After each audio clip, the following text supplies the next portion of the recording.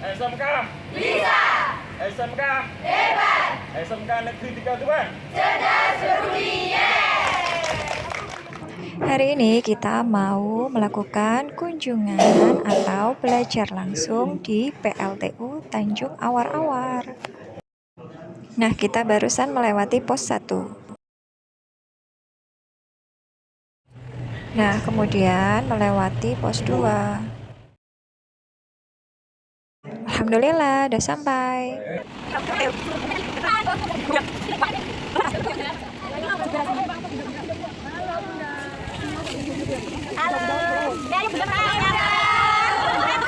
Bunda, kakak, Bunda Daita.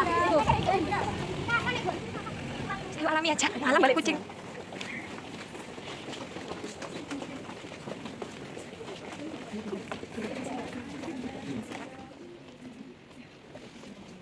Semuanya. Assalamualaikum warahmatullahi wabarakatuh. Alhamdulillah pada hari ini kami kedatangan tamu dari SMK Negeri 3 Tuban yang mana dalam rangka kunjungan industri. Adapun kegiatan kita pada hari ini nanti akan disampaikan materi terkait dengan sistem operasi di PLTU Batubara dan juga nanti akan ditambahkan materi terkait kimia pembangkit subholding dari PT PLN Persero.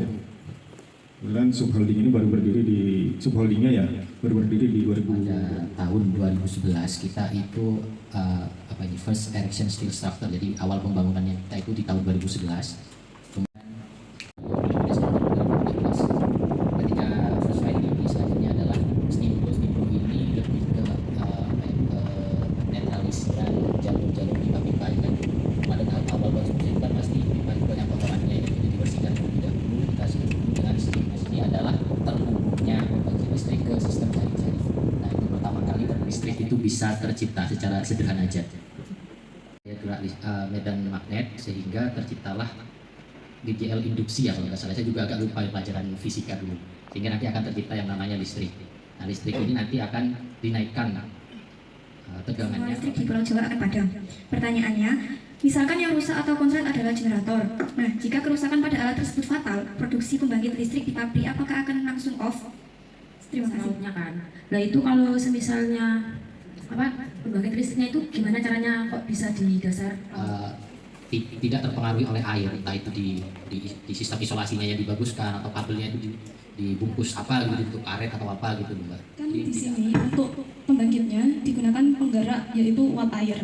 Nah, itu alat ukur untuk mengukur tekanan uap airnya itu namanya apa, dan semisal kalau uap air itu tidak sesuai dengan tekanan uap airnya tidak sesuai dengan parameter yang dibutuhkan, solusi atau pengendaliannya itu apa? Terima kasih. Sistem di boiler itu sudah ada batasannya ya, jadi pressure-nya itu harus sekian, temperaturnya harus sekian, itu sudah dijaga. Jadi tidak setiap ada penurunan atau kenaikan pressure itu nanti akan ada alarm atau ada peringatan.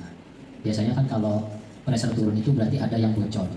Kan pressure di awal itu sudah terjaga sekian bar. Nah, kalau pressure-nya turun berarti ada kebocoran di Malaysia terjadinya kerusakan ya peralatan.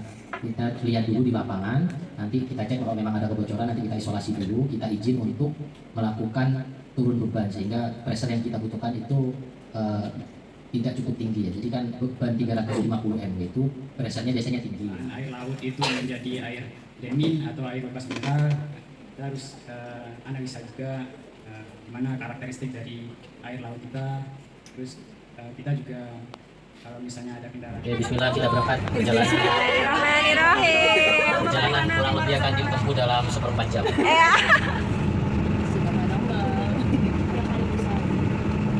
Bangunan yang paling besar, turbinnya ada di ini, yang di dalam bangunan warna biru, yang di selatannya boiler.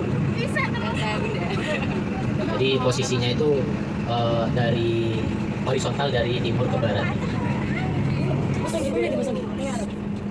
Yang sebelah kiri itu trafo yang untuk menaikkan tegangan dari outputnya generator. Itu ada kondensat make up water, itu yang disebutkan Mas Anggi tadi, yang dari hasil pengolahan BWRO.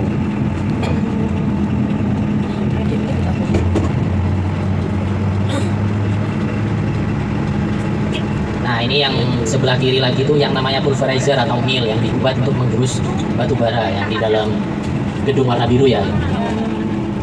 Nah yang pipa yang persegi yang berwarna silver yang seperti seng itu jalurnya udara dari primary air vent. Yang ini primary air vent, yang PA vent 2B. Yang sebelahnya ini adalah FD vent, forced draft vent 2B. Jadi kan ada dua, jadi namanya A sama B karena ini unit 2 jadi 2A 2B. Yang warna biru yang bentuknya kerucut ini yang disebut dengan ESP, electrostatic precipitator, yang fungsinya tadi menangkap debu pembakaran. Kalau yang air heater itu ada di sana yang warna silver yang warna kelihatan sih dari sini. Ini yang namanya induced draft fan yang menyedot udara pembakaran menuju ke cerobong atau stack. Kalau yang biru, gedung biru yang di ujung barat itu namanya transfer tower. Konveyornya yang ditutupi itu ya, yang melengkung warna biru. Nah ini yang sebelah kanan ini tangki solar yang kita gunakan untuk pemanasan awal di boiler waktu penyalaan pertama ya. Jadi yang digunakan sekarang itu biosolar jenis B30. Itu ada 2 tangki kapasitas 750 kiloliter. Kalau yang di depan ini alat yang digunakan untuk mengambil batu bara dari tongkang ke konveyor. Itu tangannya ship unloader. Jadi nanti kayak mesin capit itu diambil yang di tongkang diambil batu baranya dicapit terus diangkat pindahkan ke konveyor. Yang sebelah kiri ini boiler mini. Ini biasanya kita gunakan kalau 2 unitnya mati, kondisinya mau startup 2 unit, baru kita gunakan startup boiler yang kecil untuk supply uap pertama.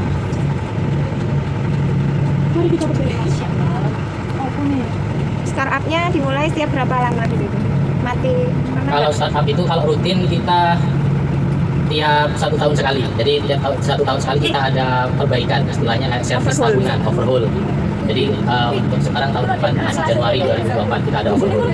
Kita lakukan inspeksi semua peralatan, kita bongkar semua, kita lihat ada kelainan atau kerusakan apa kita perbaiki. Berarti prosesnya stop ya?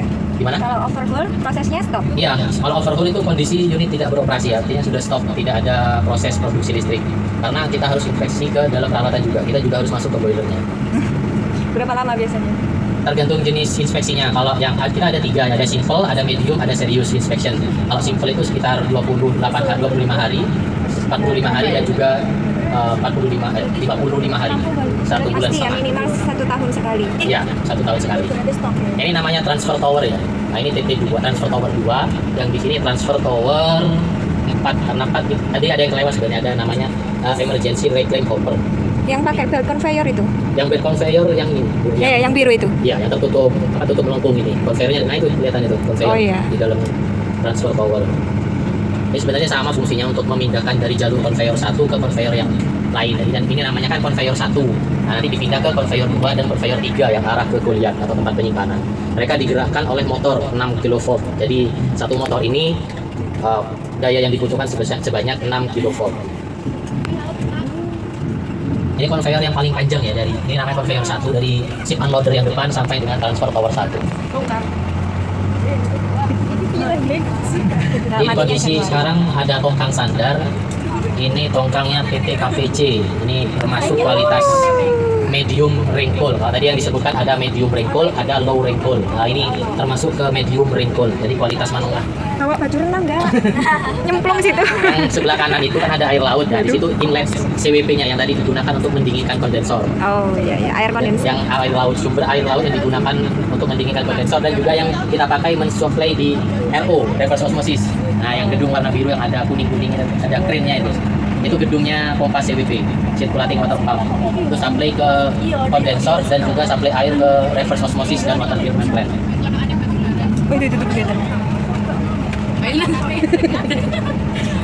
Untuk ship unloader kita ada dua buah, ship unloader 1 dan ship unloader 2. Kemampuan bongkar kita itu sebesar 1.200 ton ya per kilo. Kali 7.500 ton. Jadi sekitar 5 M ya.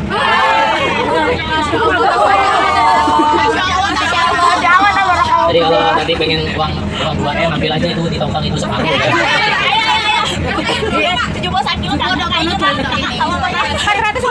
Satu kilo campurnya cuma 400 rupiah. Paling nggak 1 ton lah. 100.000. Bu, ayo Bu, kalau satu ton diambil, nanti 1 ton dijual lagi. Masalahnya siapa yang mau beli? Sini. Oh gitu. Jual di sini. Di sini. Tapi kalau kita penerimaan bisa ikut. Ayo. Ayo satu Mas. Pertama ya, Mama. Ayo yang pertama. Bali. Bali nggak? Tapi kapasitas batu bara itu selalu Itu abu-abu. Itu sampai ujung barat yang ada lampunya itu, Bu. Itu kapasitas kurang lebih 265.000 metrik ton atau cukup untuk 25 hari operasi ya. Jadi kita juga bisa supply ke wilayah barat, begitu juga barat bisa supply ke daerah timur. Nah, ini konveyor yang ada 2 ya, konveyor 1A dan 1B. Ini terbuat dari karet ya. Lingkungan hijau ini disesuaikan sama itu sih. Biru itu pemeliharaan, kita seragamnya beda-beda. Pak, kalau yang Gimana? Ini yang sebelah kanan Pak, yang fly as silo tadi, yang nanti digunakan sebagai bahan. Ini batakunya, Bapak siapa tadi yang tanya batakunya? Ini Pak, batakunya Pak. Pavingnya, Pak Karis. Paving, kita produksi pavingnya di situ. Pak Karis mau turun? ngambil Pak. Buat bangun masjid. Jadi yang di ujung itu yang banyak tumpukan tanah itu adalah as disposal kita. Jadi kita kumpulkan di situ dulu. Jadi kalau ada permintaan buat ngurup atau apa di mana produksi listrik. Sedangkan untuk yang penyaluran ke pelanggan atau ke rumah-rumah itu ke PLN. Jadi kadang kan ada tuh keluarga kita atau saudara yang tanya, "Ibu ya kok padam iki?" Padahal ya kita nggak tahu gitu. Soalnya kalau padam lu belum tentu pembangkit listrik di Tuban padam, belum tentu. Ada bisa jadi gangguan trafo yang di Mondokan atau di mana. Ya betul. Apa itu? Buahan itu kan biasanya itu mengeluarkan apa ya? Asap hitam. Itu kan ada disaring. Atau kita masih hitam. Sekarang kita nggak? Enggak, biasanya hitam. Oh, gini. Kenapa hitam? Karena yang kita pakai itu waktu start up unit atau menyalakan unit pakai solar. Jadi ESP tadi yang saringnya itu memang sengaja dimatikan. Kalau nggak dimatikan nanti mampet semua saringannya. Jadi sengaja memang dibuang untuk hitam. Itu pencemaran. Ya, pencemaran. Oke, bisa turun untuk lanjut ke sesi foto ya. Terima kasih, Pak. Sama-sama.